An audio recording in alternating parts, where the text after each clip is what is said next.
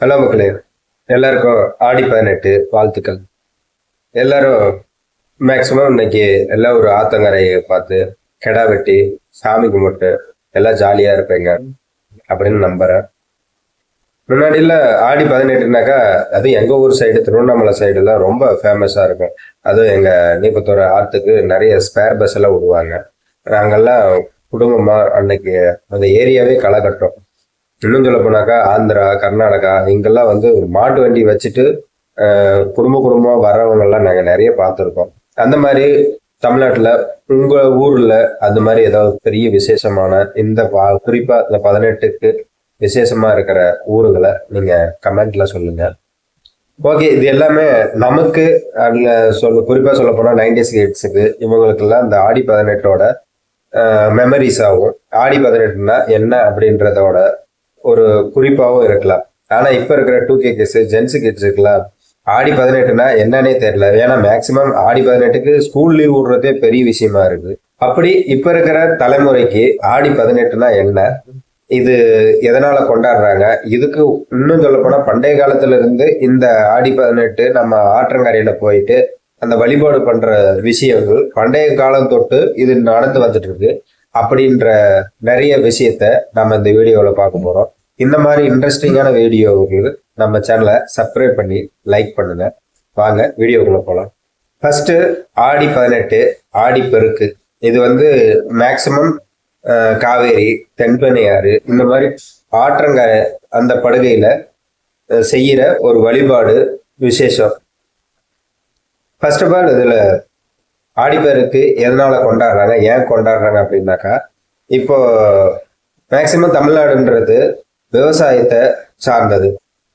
ஆறுனாலும் அது விவசாயத்துக்கு தான் மிகப்பெரிய ஒரு ஆறு, நீர் இது வந்து விவசாயத்துக்கு ரொம்ப அடிப்படையான தேவை. அப்படி விவசாயத்துக்கு தேவையான முக்கிய தேவையான ஆற்றுக்கு நன்றி சொல்ற விதமாக தான் இந்த ஆடி 18 ஆடி பெருக்கு இதுல நம்ம எல்லாமே போயிட்டு ஆற்றுல வழிபடுறோம். அது வந்து அந்த ஆற்றுக்கு நம்ம காட்டுற நன்றி செலுத்துதல் அப்படின்னு வச்சுக்கலாம். ரெண்டாவது, நம்ம கோடை காலம் முடிஞ்சு எல்லாமே வற்றிருந்து இப்போதுக்கு மேலதான் பயிர் பண்ண, விவசாயம் பண்ண தொடங்குவாங்க. அப்போ கடவுளுக்கு நன்றி சொல்லிட்டு முந்தைய வருஷத்தோட விளைச்சலுக்கு நன்றி சொல்லிட்டு அடுத்த வருஷம் இதே மாதிரி காப்பாத்து அப்படின்னு சொல்லிட்டு அந்த நீர் தெய்வத்தை ஆற்ற வணங்கிட்டு அதுக்கப்புறம் விவசாயத்தை தொடங்குவாங்க. ஆடிப்பட்டம் தேடி விதை அப்படின்ற மாதிரி நம்ம மேக்சிமம் 18க்கு விதை நெல் விடுவாங்க. அந்த பழக்கம் இருக்கு. ஏன்னா சித்திரை 1ல எப்படி பொன்னேர் போட்டுறாங்களோ அந்த மாதிரி ஆடி 18க்கு மேல விதை விதைப்பாங்க. இதுக்கு மேல நம்ம பருவமழை தொடங்குற ஸ்டார்ட் ஆயிடும். அப்போ வந்து நம்ம இப்போ விதை விதைச்சா அது நல்லா விளையும் அப்படின்ற ஒரு கணக்கு. இது எல்லாமே ஒரு விவசாயத்தை பேஸ் பண்ணி வர விஷயங்கள் தான். ரெண்டாவது, ஆடி 18 ஆடி பெருக்குன்னு ஏன் சொல்றாங்க அப்படின்னாக்கா, பெருக்குன்றது வளம் பெருக, நீர் பெருக, இந்த மாதிரி பெருகணும் அப்படின்றதுக்காக ஆடி பெருக்கு அப்படின்னு சொல்லியிருக்காங்க. மூணாவது, இந்த ஆடி பெருக்குக்கு நம்ம புராண வரலாறு என்ன சொல்லுதுன்னாக்கா, அகத்தியர் வந்து அந்த கமண்டலத்தை விநாயகர் வந்து சேவல் வடிவா எடுத்து அதை தள்ளி விட்டதால அதனால காவேரி உருவாச்சு. அந்த தள்ளி விட்டு காவேரி உருவானதுதான் ஆடிப்பெருக்கு அப்படின்னு இன்னைக்கு கும்பிடுறாங்கன்னு ஒரு புராண வரலாறு இருக்கு. ரெண்டாவது வரலாறு, பார்வதி தேவி வந்து பூமிக்கு நீர்வளம் வேண்டி சிவனுக்கு தவம் இருந்து நமக்கு நீர்வளம் கொடுத்த நாளாகவும் இது சொல்றதா ஐதீகம் சொல்லுது. வரலாற்று பின்னணி இது வந்து நம்ம புராணங்கள், நம்ம இந்து முறைப்படி சொல்ற பின்னணி. வரலாற்று பின்னணி என்னன்னாக்கா, நம்ம சேர, சோழர், பாண்டிய மன்னர்கள் அந்த பேரரசு ஆட்சி காலத்திலேயே மன்னரும் மக்களும் சேர்ந்து காவேரி ஆறும் அந்த நாட்டுல இருக்கிற அந்த அவங்க அரசு கீழே இருக்கிற நாட்டுல ஆடி 18க்கு ஆத்துக்கு போய் மலர் தூவி வழிபட்டதா நமக்கு நிறைய சான்றுகள் இருக்கு. இப்படி இந்த ஆடி பெருக்குன்றது நம்ம இன்னைக்கு இல்ல, பண்டைய காலத்தொட்டு இந்த வழிபாடு, இந்த வழிமுறை இருக்குன்றத தெரிஞ்சுக்கங்க.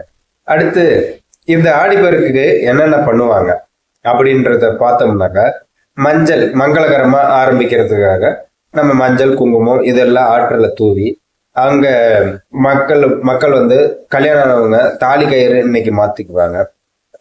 கல்யாணம் ஆகாத பொண்ணுங்களுக்கு சீக்கிரம் கல்யாணம் ஆகணும் அப்படின்னு வேண்டி அவங்களுக்கு மஞ்சள் கயிறு கட்டுற பழக்கமும் இருக்கு. இப்படி இல்லாம இனிப்புகள்ல படைச்சு அதை மக்களுக்கு கொடுக்குற பழக்கமும் இருக்கு. ஓகே, இது எல்லாமே சைவமா இருக்கு. நம்ம ஊர் சைடுல பூரா கெடா வெட்டி வெறும் கறி சோறா படைக்கிறாங்க அப்படின்னாக்கா இதுக்கு பின்னாடி அந்த ஒரு விஷயமும் இருக்கு. ஏன்னா நம்மளுடைய வழிபாடுன்றது வெறும் சைவ வழிபாடு மட்டும் கிடையாது. நம்மளுடைய குலதெய்வ வழிபாடு, எல்லை சாமிகள் அப்படின்ற இதுவும் இருக்கு. அதனாலதான் இதுல கெடா வெட்டுன்றது தவிர்க்க முடியாம இருக்கு. இப்போ ஒரு ஆற்றங்கரையில போய் அவங்களோட சொந்த பந்தம் எல்லாமே பெரிய குடும்பம், அண்ணன், அப்பா, அம்மா, பெரியப்பா, சித்தப்பா, மாமா, மச்சான், தாத்தா, பாட்டி, இப்படி எல்லாரையும் கூப்பிட்டு அவங்களுக்கு கெடா வெட்டி கறி விருந்து படைக்கிறத ஒரு பெருமையாகவும் கௌரவமாகவும் நம்ம அப்ப இருந்து பின்பற்றி வந்திருக்காங்க. அதனாலதான் அது வழிமுறையா அப்படியே வந்திருக்கு. இதுக்கு ஆற்றுல நல்ல வெள்ளம் வர்றதுக்கும் நம்ம சொந்த பந்தம் எல்லாம் ஒரு நாள் ஒன்று கூடி எல்லாரும் ஒன்னா சாப்பிட்றதுக்காகவும் அடுத்த வருஷம் இதே மாதிரி நல்ல விளைச்சல் கொடுக்கணும் அப்படின்றதுக்காகவும் இந்த கெடா வெட்டு அது பின்பற்றி வந்திருக்காங்க. ஏன்னா பெரும்பாலும் குலதெய்வம்ன்றது நம்மள மாதிரியே அந்த வேட்டையாடி எல்லை சாமிகளா இருந்தவங்க தான். இவங்களுக்கு எல்லாமே கெடா வெட்டுன்றது அப்பறந்தே அது பழக்கமா இருக்கு. அதுக்கப்புறம் இந்த சைவம் வைணவம் வந்த பிற்காலதான் இது எல்லாமே சைவமாச்சு. அதனால சைவம் கும்பிடுறவங்க, சைவத்தை பின்பற்றுறவங்க இந்த மாதிரி இனிப்புகளை வழங்கி சாதங்களா போடுவாங்க. மற்றபடி குலதெய்வ வழிபாடு இன்னமும் அந்த குலதெய்வ வழிபாடு விடாம இருக்கிற கிராமத்து மக்கள் எல்லாமே இன்னமும் அந்த கெடா வெட்ட பின்பற்றிட்டு தான் இருக்காங்க. அதனாலதான் நீங்க நிறைய ஆத்துல நீங்க கெடா வெட்டுறதை நீங்க பார்க்க முடியும். அவ்வளவுதான் மக்களே. டோட்டலா இதை சுருக்கமா சொல்ல போனாக்கா இது வெறும் நீருக்கு, ஆற்றுக்கு நன்றி சொல்ற விதமாவும் இல்லாம நம்ம கிராமமா ஒன்னா குடும்பமா ஒன்றிணைஞ்சு அன்னைக்கு ஒரு நாள் எங்கெங்கயோ இருக்கிறவங்க எல்லாமே ஒரு குடும்பமா ஒன்னாகி ஒரு வேளை சாப்பாடு எல்லாரும் சேர்ந்து சாப்பிட்டோம் அப்படின்றது, அதுவும் நம்மளை எல்லாமே மனச பரிணாமம்ன்றது ஒரு ஆற்றுப்படுகையில தான் முதல்ல ஒன்னாச்சு. அந்த மாதிரி ஆற்றுப்படுகையில எல்லாரும் ஒன்னாக்கி அதை கொண்டாடணும், பண்ணணும், ஒன்னா இருக்கணும் அப்படின்றத சொல்ற நாளாதான் இந்த ஆடி 18 நாம பார்க்கிறோம். அப்படிதான் அது வழிவகையா வந்திருக்கு.